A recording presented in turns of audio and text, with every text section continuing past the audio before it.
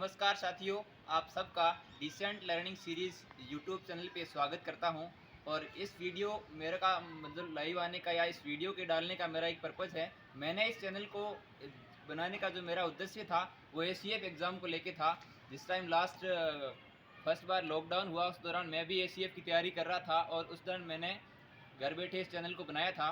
अभी एसीएफ की आंसर की आने के बाद मेरे पास कम से कम 60 से 70 कमेंट आए और सब लोग अलग अलग मतलब पूछ रहे हैं कि हमारा होगा या नहीं होगा, कट ऑफ क्या रहेगी।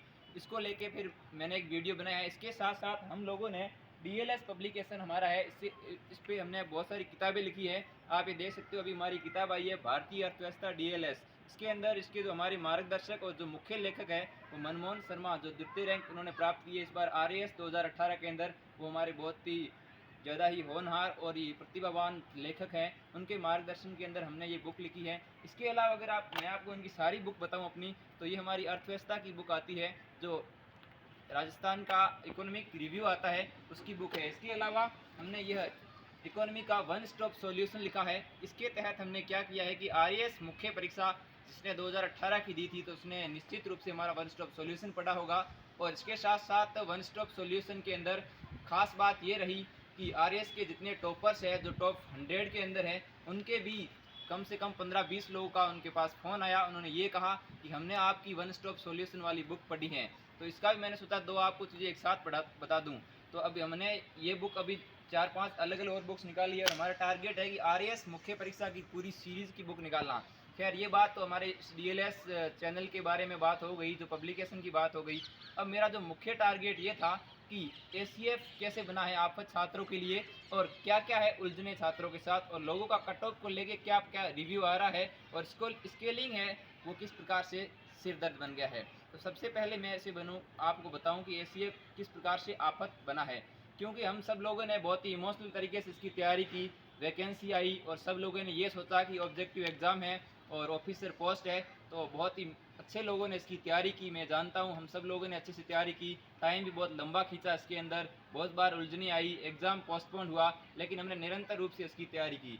एग्ज़ाम के होने के बाद मार्केट के अंदर बहुत सारी अफवाहें चली, कभी लोगों ने कुछ कहा कभी कुछ कहा, लेकिन फिर भी हम सब बातों को इग्नोर करते हुए हमने तैयारियां जारी रखी। अब बात यह है कि फाइनल आंसर की आने के बाद कट ऑफ को लेके अलग अलग प्रकार के अंदाजे लगाए जा रहे हैं। कुछ गूगल से बनाई गई जो फाइलें हैं जिसके अंदर लोगों के मार्क्स है वो भी वायरल हो रही हैं, ये भी चिंताएं बढ़ा रही है। हमारे काफ़ी मित्रगणों ने एग्ज़ाम दिए हैं, मैंने भी इसका एग्ज़ाम दिया है, और कुछ सब्जेक्ट हार्ड वाले ये कह रहे हैं कि स्केलिंग हमारे पॉजिटिव होगी और फिर इजी वालों को ये कह के ऐसे कह रहे हैं। तो इन सब बातों का कुछ नहीं होगा। मेरा मानना ये है कि ये सारा का सारा मामला डेटाबेस होगा। जब वेरी करेंगे, अपनी जितनी भी धारणाएं हैं, परसेप्शन है, ये मायने नहीं रखेगी, वहाँ डेटाबेस सारी चीज़ें होगी और अपन ये नहीं बता सकते अभी कि किसकी स्केलिंग कितनी होगी। हाँ, अपन एक तय कर सकते हैं। तो मेरा आप सबको एक यही अनुरोध है, एक मेरा टारगेट ये नहीं है इस वीडियो के माध्यम से ज़्यादा व्यूज़ बटोरने का, ऐसा कोई मेरा टारगेट नहीं है, क्योंकि मैंने पिछले 1 महीने से कोई चैनल पे वीडियो नहीं डाला है। और आज मैंने इस पर्पज़ से एक वीडियो डाला है कि मेरे पास लोगों के कमेंट आए हैं और मेरे पास इस टाइप के लोगों के मैसेज आए हैं कि कितनी कट ऑफ जाएगी, एक आप वीडियो बनाना, इस टाइप के मेरे पास। तब मैंने सोचा कि आपसे, और मेरा मानना ये है कि अपन सब लोगों को जितने मार्क्स आ रहे हैं, आंसर की आ चुकी है, अपनी फाइनल आंसर की आ चुकी है, अब इसके बाद रिवाइज आंसर की आएगी। तो जितने ऑब्जेक्शन जिन लोगों को लगवाने थे वो ऑब्जेक्शन अपन लगा चुके हैं। अब अपने को क्या करना है, ऑब्जेक्शन लग जाने के बाद अपने को, जो लोग ऑलरेडी पहले किसी जॉब के अंदर है वो तो आराम से अपनी जॉब कर रहे हैं, और अपन जो लोग मतलब सेलेक्टेड नहीं है, यहाँ पर जो लोग आगे की तैयारियां कर रहे हैं, तो उन सब लोगों को अपने आगे की तैयारियां करनी चाहिए। क्योंकि ऐसा है कि अपन केवल इस पूरे माहौल में अपना एक से 1.5 महीना ख़राब कर देंगे तो आगामी जो आरपीएससी के शेड्यूल के मुताबिक एग्ज़ाम हो रहे हैं, जैसे कॉलेज लेक्चर असिस्टेंट प्रोफेसर है, एसआई का एग्ज़ाम है, या आरएएस की विज्ञप्ति भी आने वाली है। तो इन चीज़ों में कुछ नहीं, अपन अपना टाइम ख़राब करें, कितनी कट ऑफ जाएगी, क्या जाएगा, कैसे रहेगा, उस चीज़ों से अपना कुछ नहीं होने वाला है। जिनके मार्क्स आ रहे हैं उनके ऑलरेडी आ रहे हैं। बाकी इसके अलावा ये है कि आरपीएससी के इंटरव्यू के अंदर ऐसा कुछ भी खास अपने को करना नहीं पड़ता कि लोग ये सोचे कि हमें पहले पता चल जाए 2 महीने के हमारा होगा नहीं होगा तो हम ये इंटरव्यू की तैयारी स्टार्ट कर दे। क्योंकि इंटरव्यू अपने आप में एक अलग टाइप का सीन क्रिएट करता है। उसकी तैयारी के लिए ज़रूरी नहीं है कि अभी अपन अभी से ये तय करें कि अपने को उसकी इंटरव्यू की तैयारी कर रही, अपन और तैयारी नहीं करें। तो मेरा तो आपको व्यक्तिगत रूप से यही सलाह है कि हम सब लोगों को अपनी अपनी किसी और अन्य प्रकार की तैयारियों के अंदर जुट जाना चाहिए। हाँ, as soon possible shortly result आएगा, जैसे भी लोग बता रहे हैं। आरपीएससी में भी कोई बता रहा था भाई अगले महीने अगस्त के अंदर रिजल्ट जारी हो जाएगा।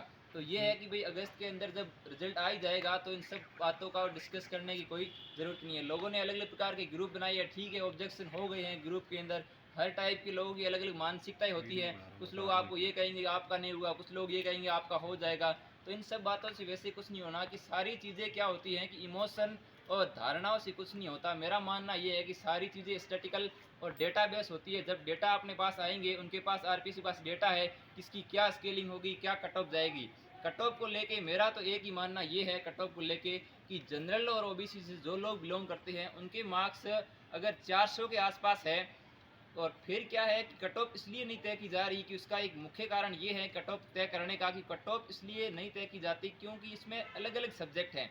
तो सब्जेक्ट के कॉम्बिनेशन के मुताबिक कट ऑफ तय की जाएगी। अब ये इस बार अपने को इस टाइम कट ऑफ को लेके इतना ज़्यादा करना भी नहीं चाहिए, क्योंकि कट ऑफ वैसे ही भी आने वाली है थोड़े दिन के बाद। अपन बताए अपना होगा या नहीं होगा, कट ऑफ कितनी जाएगी। तो इन सारे मुद्दों को छोड़ के अपने को अपनी तैयारी करनी चाहिए। कट ऑफ तो मेरा मानना है कि जिन लोगों के ओबीसी और जनरल के अंदर 400 के मार्क्स आ रहे हैं, 400 प्लस माइनस 10, फिर सब्जेक्ट के अकॉर्डिंग वेरी करता है। दोनों के इजी सब्जेक्ट होने के बाद 400 आ रहे हैं, तो हो सकता है उनके चांसेस कम हो। और एक हार्ड और एक इजी कॉम्बिनेशन में 400 आ रहे हैं, तो उनके सिलेक्शन के चांस थोड़े ज़्यादा बढ़ जाते हैं। तो इसलिए अपन कट ऑफ तय नहीं कर सकते। जिसका जैसा एग्ज़ाम हो चुका है, आंसर की आ चुकी है, अपन ने ऑब्जेक्शन लगा चुके हैं अपन। अब बस फाइनल ये बात है कि रिजल्ट अपने आप ही बता देगा कि किसका क्या होगा, क्योंकि धारणाओं पे अपने को बिल्कुल नहीं चलना है। अपने को केवल डेटाबेस और स्टैटिकल पोर्शन पे चलना है, अपनी तैयारी आगे करनी है। धन्यवाद।